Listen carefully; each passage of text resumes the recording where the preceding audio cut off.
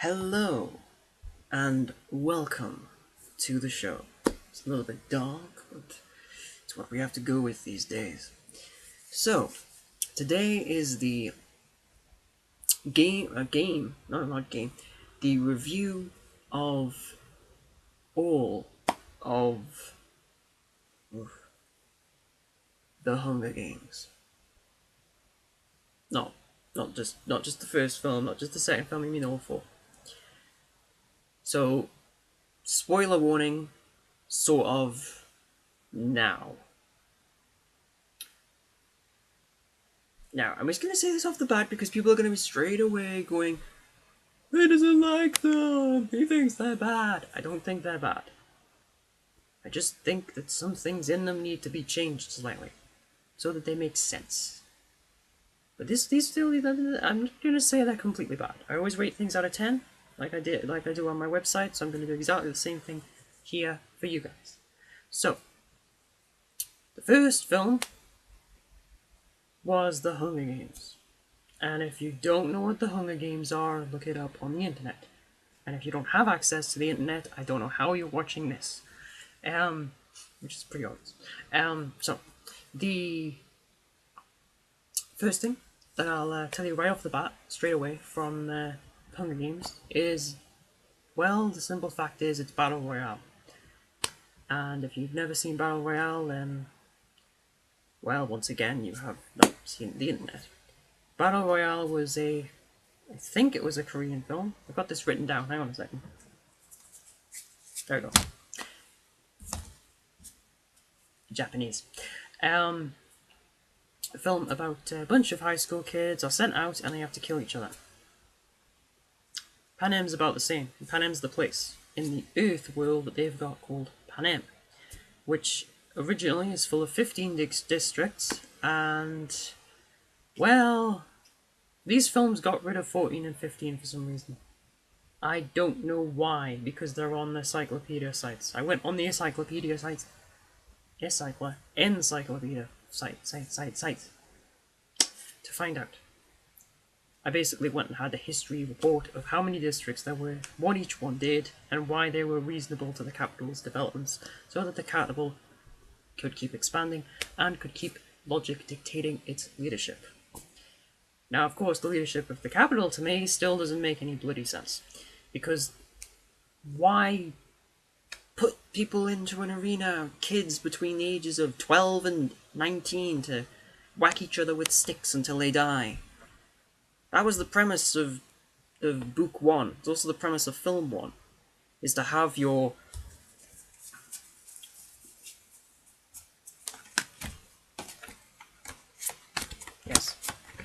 these two people. We've got Peter Malone and Katniss Everdeen. What do? They go off to the Hunger Games.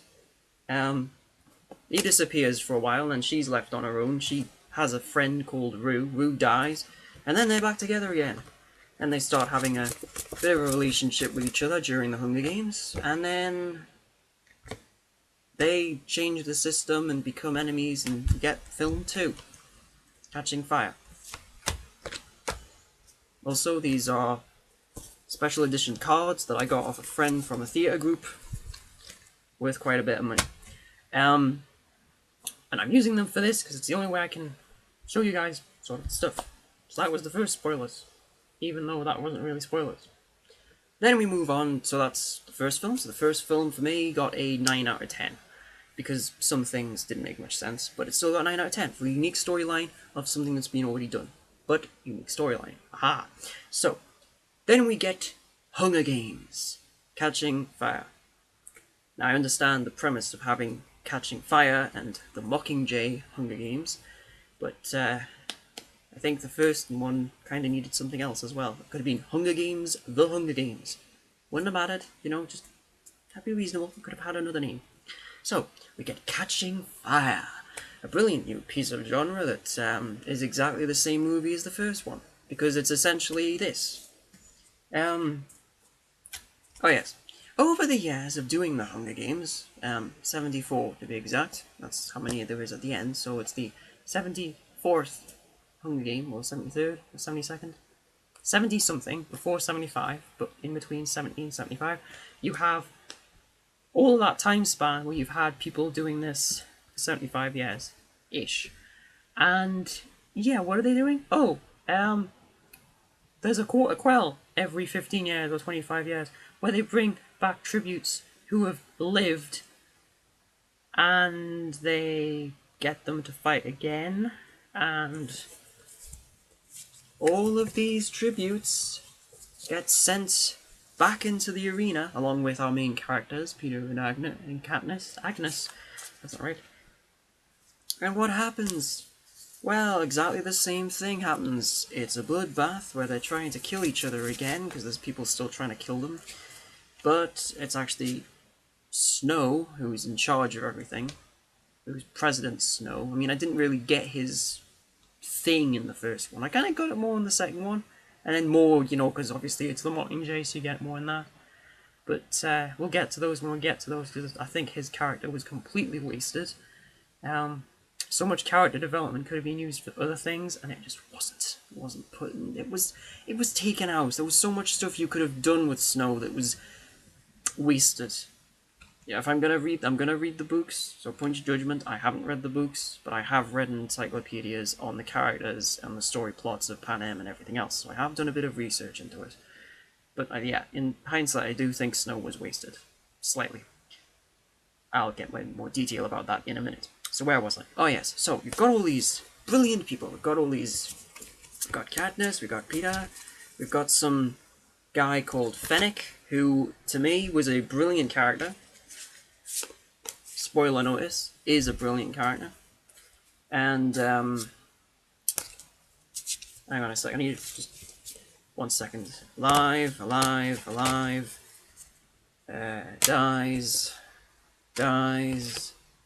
Dies, alive.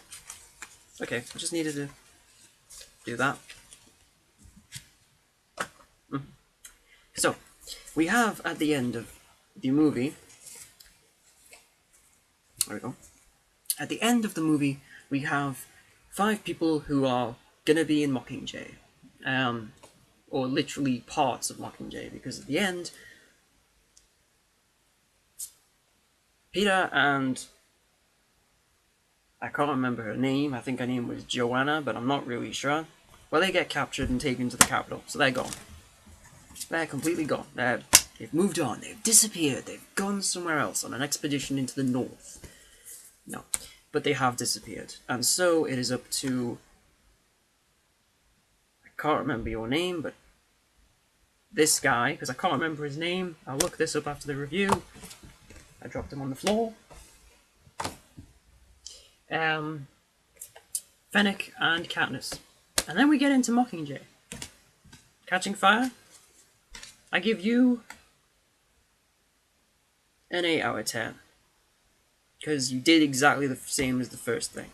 You added a few things here and there about how the story was developing and how things were changing and how things were developing for each characters, and yes, I understood every single little big tidbit of the films and everything else, and I think they are good, but they, you know, the repeating thing is a little bit. It just felt like the same film. And I'm not the only person who felt like that. There's quite a few people who thought Catching Fire was exactly the same movie as the first one, just with the script slightly changed. And it's technically a little bit true, actually, because unfortunately, or fortunately, depending on how you look at it, I took Catching Fire and Hunger Games, put them on 2 separate TVs, and watched them at exactly the same time. And there's a few times, in fact there's more than a few times, where they both scenes hook up in certain places. Which is, you know, it's not ideal for a script to do that. Obviously I understand why, because sometimes screenplay writers and everything else can't, you know, they can't figure out how to go through it, and sometimes they're rushed and everything else. So I understand that. But there's very few distinctions of different from these 2 films. But then that all gets thrown out the door. Everything I've just told you gets thrown out the door when we get Mockingjay Part 1. Oh boy. I'm just gonna say right off the bat, I don't like having one film split into part 1 and part 2. Harry Potter was the one that started this. If Harry Potter had just done Deathly Hallows as one film, nobody would have got on the bandwagon to do part 1s and part 2s. They just wouldn't. So, we've got part 1. Mockingjay part 1. I'm gonna be honest, I'm probably gonna give this an 8 out of 10. Because Mockingjay was... I've gotta get the cards. 1 second. Right. This is essentially what happened in Mockingjay. This is spoilers. This is essentially what happened in Mockingjay Part 1, okay? This is Katniss. Okay, Katniss, I want you to go out there and promote yourself so that someone else can become president after we get rid of Snow. Okay. So she goes off, does some promotions, does some random things. She goes to a hospital that Snow just happens to blow up, you know. She comes back. This guy does some technical stuff so that she can get in touch with Snow, so that this guy can then travel to the capital to save Peter and Joanna. And once he saves these two, he comes back to find that Peter has turned into a evil, psychotic lunatic. Now, this premise would have been good if it had been handled properly in Mockingjay Part 2. So, what is the premise of Part 2? Well, after Peter becomes an insane maniac, he's locked away in a room, and Joanna is given special treatment, and we see her for like 3 minutes of the second movie. Yeah, that's right. Part 2, we only see this girl, I don't know, for a wedding, and then we don't see her again. I don't think. I can't remember seeing her. I only saw the film once, you know, but, you know, it's worth only watching once, so there. So, she disappeared. So,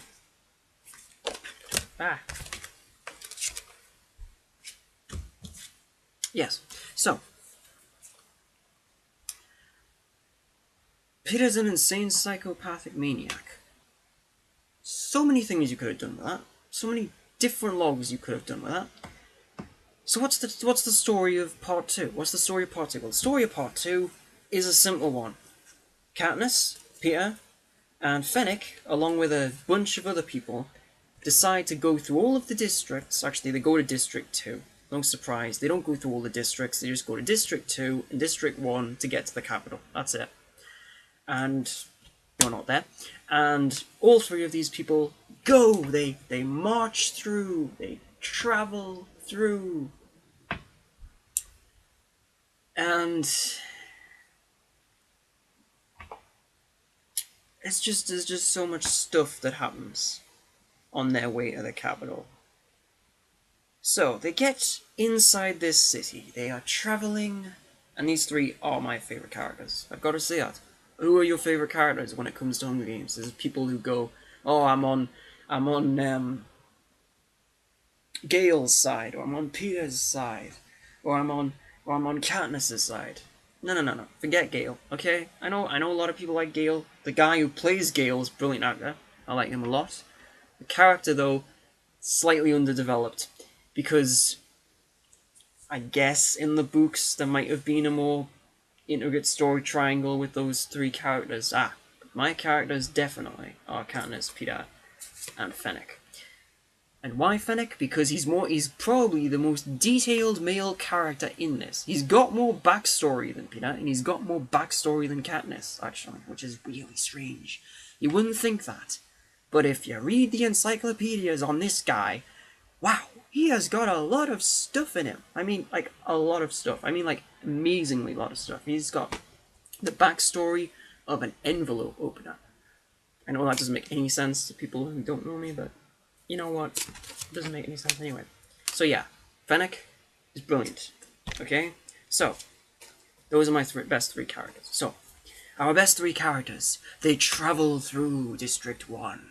They see people and try to get in contact with them. And Katniss gets shot by her own people. Okay? That came out of nowhere, but there you go. She then gets help. She stands back up, and she's told that she's not supposed to go anywhere. And she does the exact opposite, which we were all expecting, and she goes off, and she fights in the sewers. And, spoiler alert now, skip ahead about 3 minutes right now. Okay, you're gone? Okay. One of these three dies. And unfortunately, it's the best developed one. Goodbye, Fennec. Fennec gets ripped apart and eaten alive. So, what happens next? After that brutal and effective detailed death, our two main heroes, who have always been the main heroes and will keep being the main heroes, start to have connections with each other. They start to re-fall in love with each other, even though Peter is battling the monster that he's now turned into. But he's not really doing anything that's monsterific, okay?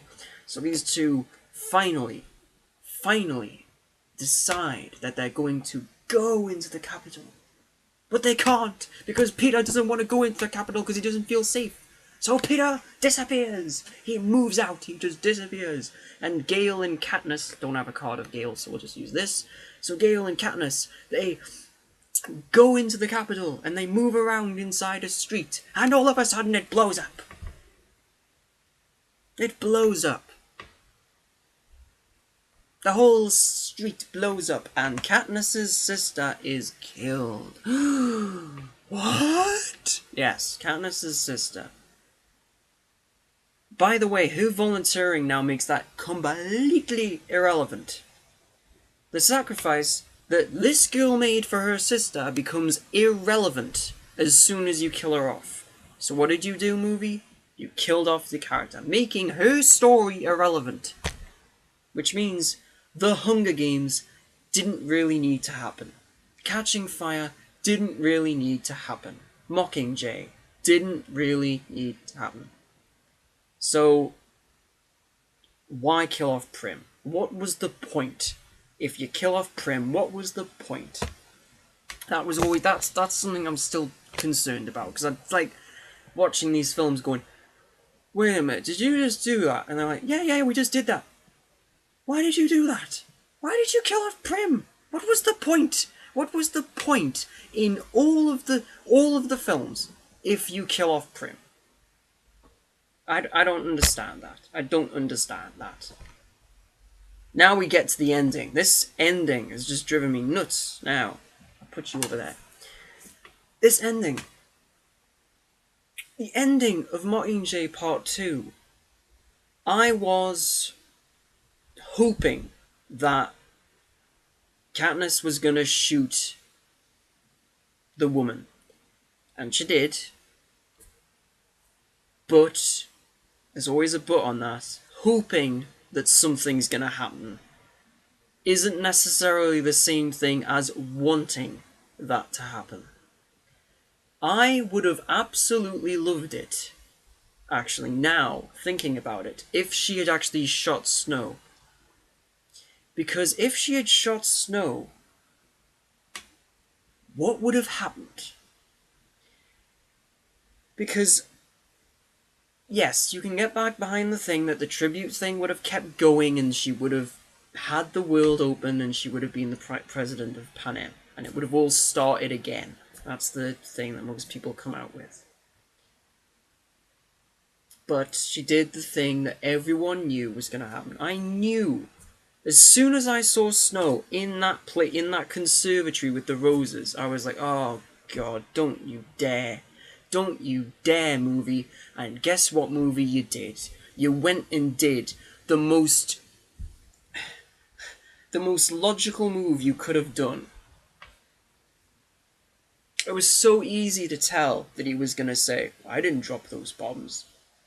Because I was sitting there going, I know you didn't drop those bombs, that woman did. We've seen it from Mockingjay Part 1.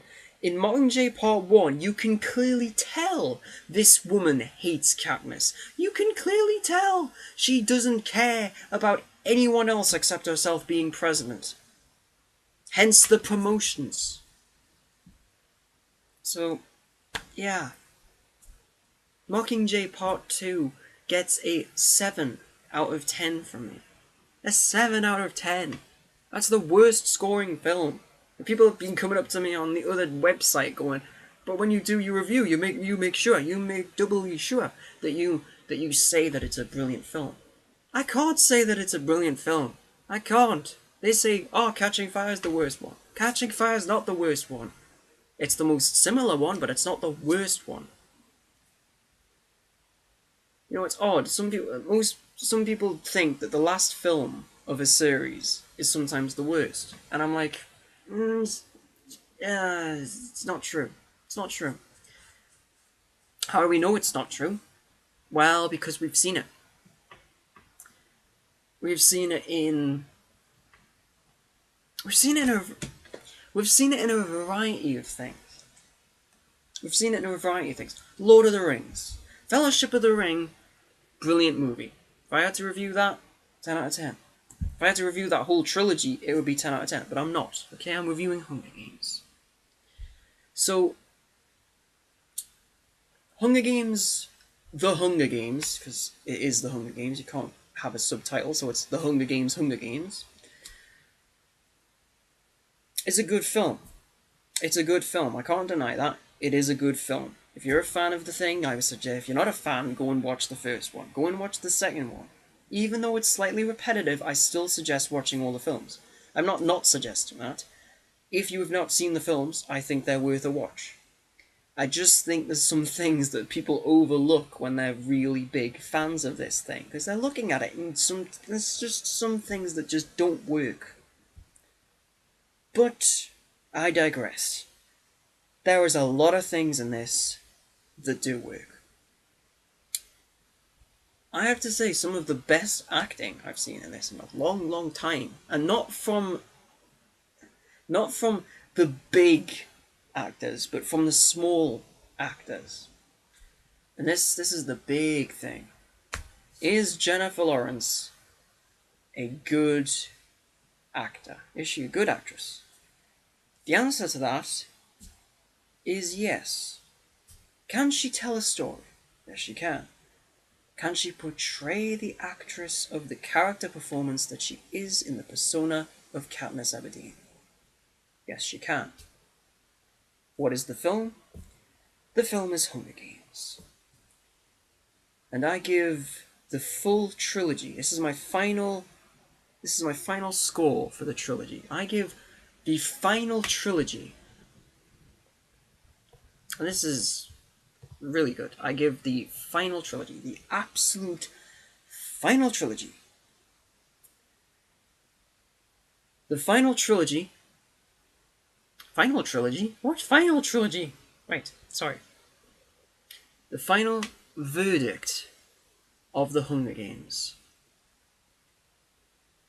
is a good and honest 8 out of 10.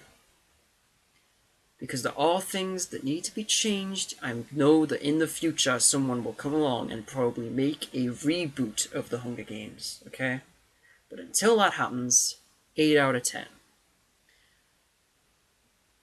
I have been Peter Reviews. Thank you for watching my first review on this channel, and I hope to see you for the next review very soon. Adios, and goodbye.